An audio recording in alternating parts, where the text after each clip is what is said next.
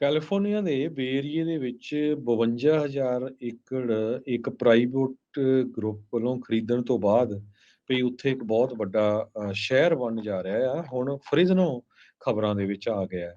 Fresno ਦੇ ਵਿੱਚ 45,000 ਨਵੇਂ ਘਰ ਬਣਨ ਜਾ ਰਹੇ ਆ। ਮੈਗਾ ਡਿਵੈਲਪਮੈਂਟ ਦਾ ਇੱਕ ਪ੍ਰੋਜੈਕਟ ਸੈਂਟਰਲ ਕੈਲੀਫੋਰਨੀਆ ਦੇ ਵਿੱਚ ਇੱਕ ਨਵਾਂ ਡਿਸਕਲੋਜ਼ ਹੋਇਆ ਹੈਗਾ। ਜਿਹਦੇ ਨਾਲ 1.5 ਲੱਖ ਰੈਜ਼ੀਡੈਂਟ ਹੋਰ ਫਰਿਜ਼ਨੋ ਦੇ ਵਿੱਚ ਵਧਣਗੇ। ਕਰੰਟਲੀ ਫਰਿਜ਼ਨੋ ਦੀ ਪਾਪੂਲੇਸ਼ਨ 5.5 ਲੱਖ ਦੇ ਕਰੀਬ ਹੈਗੀ ਆ। ਪ੍ਰਪੋਜ਼ਲ ਸੇਡਾ ਕਰਕੇ ਨਾਮ ਦਾ ਇਹ ਪ੍ਰਪੋਜ਼ਲ ਆ 124 ਪੇਜ ਦਾ।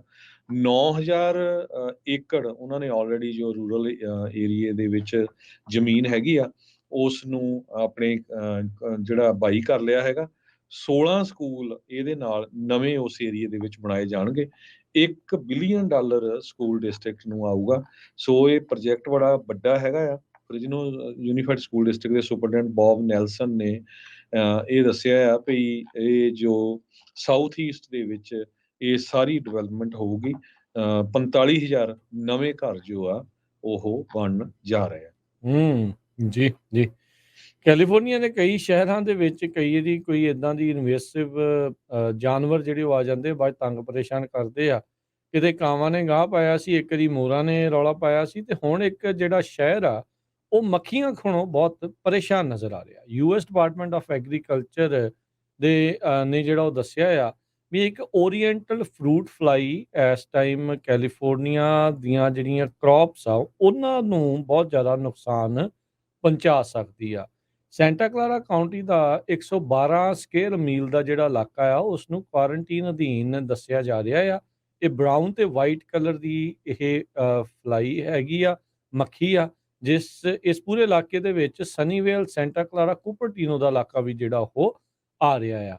ਇਹ ਆਏ ਕਿੱਦਾਂ ਆ, ਇਸ ਦੀ ਜਾਂਚ ਤਾਂ ਜਿਹੜੀ ਉਹ ਹੋਊਗੀ, ਤੇ ਕਹਿੰਦੇ ਵੀ ਹੁਣ ਇਹਨਾਂ ਟਾਊਨਸ ਨੂੰ ਕੁਆਰੰਟੀਨ ਤਾਂ ਕੀਤਾ ਗਿਆ ਆ, ਪਰ ਦੇਖੋ ਇਸ ਦੇ ਉੱਤੇ ਕਾਬੂ ਜਿਹੜਾ ਆ ਉਹ ਕਦੋਂ ਤੱਕ ਪਊਗਾ। ਇਹਨਾਂ ਇਲਾਕਿਆਂ ਦੇ ਵਿੱਚ ਜਿਹੜੇ ਫੂਡ ਦੇ ਕਾਫੀ ਜਿਹੜੀਆਂ ਚੀਜ਼ਾਂ ਆ ਉਹ ਉਗਾਈਆਂ ਜਾਂਦੀਆਂ ਆ, ਤੇ ਕਹਿੰਦੇ ਵੀ ਇਹ ਇੰਨੀ ਇਨਵੇਸਿਵ ਆ, ਇਸ ਦਾ ਜੇ ਕੋਈ ਪ੍ਰੀਡੇਟਰ ਨਹੀਂ ਜਿਹਦੇ ਨਾਲ ਇਹ ਤੇਜ਼ੀ ਦੇ ਨਾਲ ਫੈਲ ਸਕਦੀਆਂ, ਤੇ ਜੇ ਫੈਲਦੀਆਂ ਆ ਤੇ ਇਹ ਸਾਰੀਆਂ ਕ੍ਰੌਪਸ ਨੂੰ ਨੁਕਸਾਨ ਪਹੁੰਚਾ ਸਕਦੀਆਂ ਆ। ਤੇ ਬਾਕੀ ਜੇ ਸੈਂਟਾ ਕਲਾਰਾ ਕਾਉਂਟੀ ਦੇ ਵਿੱਚ ਕੋਈ ਰਹਿੰਦਾ ਆ, ਉਹਨਾਂ ਨੂੰ ਲੱਗਦਾ ਵੀ ਉਹਨਾਂ ਦੇ ਘਰਾਂ ਦੇ ਬਾਹਰ ਵੀ ਚਾਹੇ ਉਹਨਾਂ ਨੇ ਸਬਜ਼ੀਆਂ ਲਾਈਆਂ, ਚਾਹੇ ਉਹਨਾਂ ਦੇ ਰੁੱਖ ਨੇ, ਜੇ ਉਹਦੇ ਤੇ ਇਦਾਂ ਦੀ ਤੁਹਾਨੂੰ ਫਲਾਈ ਨਜ਼ਰ ਆ ਰਹੀ ਆ, ਤਾਂ ਤੁਸੀਂ ਕਾਉਂਟੀ ਆਫ ਸੈਂਟਾ ਕਲਾਰਾ ਦਾ ਜਿਹੜਾ ਐਗਰੀਕਲਚਰ ਡਿਵੀਜ਼ਨ ਆ ਉਹਨਾਂ ਦੇ ਨਾਲ ਸਿੱਧਾ ਸੰਪਰਕ ਕਰਕੇ ਉਹਨਾਂ ਨੂੰ ਦੱਸ ਸਕਦੇ ਹੈਗੇ। ਜੀ। ਕੈਲੀਫੋਰਨੀਆ ਦੇ ਬੇ ਏਰੀਏ ਦੇ ਵਿੱਚ ਇੱਕ ਕਹਿੰਦੇ ਆਈਕੋਨਿਕ ਸਕਲਪਚਰ ਹਾਈਕਰਸ ਦੇ ਲਈ ਹੈਗਾ, ਜਿਹਨੂੰ ਮਿਸ਼ਨ ਪੀਕ ਕਰਕੇ ਜਾਣਿਆ ਜਾਂਦਾ। ਫਰੀਮੌਂਟ ਦੇ ਵਿੱਚ ਪਹਾੜੀਆਂ ਦੇ ਉੱਪਰ 3 ਮੀਲ ਦੀ ਹਾਈਕ ਆ, ਤੇ ਬਹੁਤ ਹੀ ਵਧੀਆ ਇਹ ਮਿਸ਼ਨ ਪੀਕਰ ਕਰਕੇ ਇੱਕ ਪੋਲ ਉਹਦੇ ਤੇ ਵੱਖ-ਵੱਖ ਚੀਜ਼ਾਂ ਸੀਗੀਆਂ, ਗੱਡਿਆ ਉਹਨੂੰ ਸੀਗਾ। ਵੈਂਡਲਾਈਜ਼ ਕਰ ਦਿੱਤਾ ਗਿਆ, ਅੱਛਾ। ਉਹਨੂੰ ਕੱਟ ਦਿੱਤਾ ਗਿਆ। ਦੇਖੋ ਲੋਕ ਸ਼ਰਾਰਤ ਕਰਨੋਂ ਨਹੀਂ ਹਟਦੇ।